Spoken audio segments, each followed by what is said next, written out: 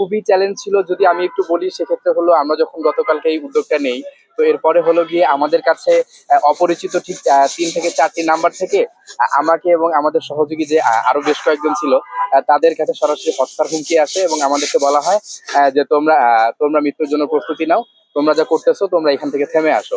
কিন্তু আমরা হলো গিয়ে জুলাই আন্দোলন থেকে শুরু করে আগস্ট থেকে শুরু করে বিগত 8 মাসে উত্তরাতে যত ফ্যাসিবাদী বিরোধী যত ধরনের আন্দোলন ছিল, আমরা ফ্রন্ট লাইনে থেকে আমরা সেটার নেতৃত্ব দিয়েছি।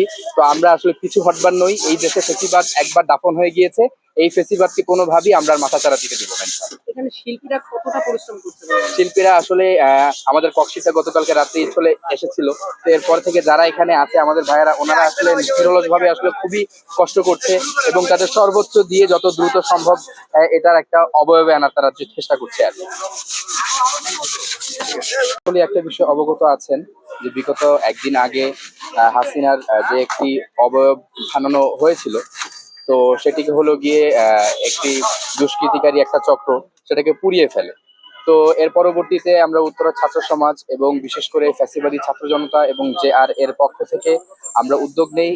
আমাদের মুগ্ধ মঞ্চ, শহীদ মীর মুগ্ধ মঞ্চের এখানে আমরা একটা শেখ হাসিনা ফ্যাসিবাদী একটি দানবীয় একটি প্রতিকৃতি আমরা করব এবং এটি করে আমরা নিজেদের হাতে আমরা পোড়াবো এবং এর দ্বারা হলো গিয়ে যেই ফ্যাসিবাদকে শেখ হাসিনা কায়েম করে গিয়েছিল, সেই ফ্যাসিবাদকে আমরা যদি বলি যে আমরা চাচ্ছি যে আমাদের এই প্রজ্বলনের মাধ্যমে আমরা হলো গিয়ে মানসিক ভাবে এই ফ্যাসিবাদকে আমরা প্রজ্বলন করে এটাকে জ্বালিয়ে দেওয়ার আমরা একটা প্রচেষ্টা আর কি করবো।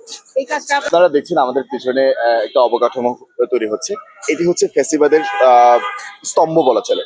যে ফ্যাসিবাদ কেমন হতে পারে আমরা সেই রকম একটা চেহারা দেখতে, আমরা হয়তোবা বিগত দিনে আপা নামে পরিচিত তার স্তম্ভটা আমরা উত্তরাতে ফুটিয়ে তোলার চেষ্টা করছি এবং এটার পিছনে সার্বিক সহযোগিতা সবসময় ছিল জেআরএ, যে জুলাই রেভলিউশন অ্যালায়েন্স, এন্ড এর সাথে আমরা কাজ করছি এবং হচ্ছে ফ্যাসিবাদ বিরোধী ছাত্র জনতা, এই দুইটা সংগঠন মিলে এই পুরো প্রোগ্রামটা আয়োজন করছে।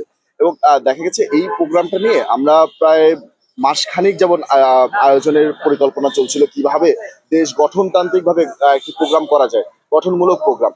কালকে যখন আপনার চারুকলাতে এইরকম একটি স্তম্ভ পুড়িয়ে ফেলা হয়, তার ফলশ্রুতিতে আমরা চিন্তা করলাম যে উত্তরাতে কেন নয় এই প্রোগ্রামটি হোক, এই অবকাঠামোটি করুক।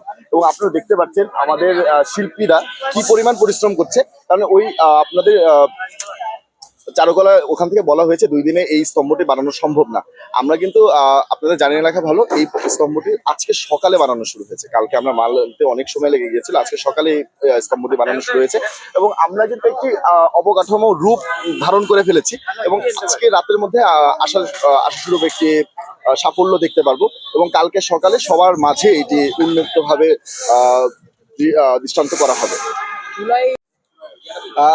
এখানে হচ্ছে ফ্যাসিবাদের একটা প্রতিকৃতি করা হচ্ছে। আপনারা জানেন যে ঢাবিতে চারুকলাতে একটা ফ্যাসিবাদের প্রতিকৃতি করা হয়েছিল, কিন্তু ফ্যাসিবাদের দোসররাই আর কি ওটা পুড়িয়ে ফেলেছে।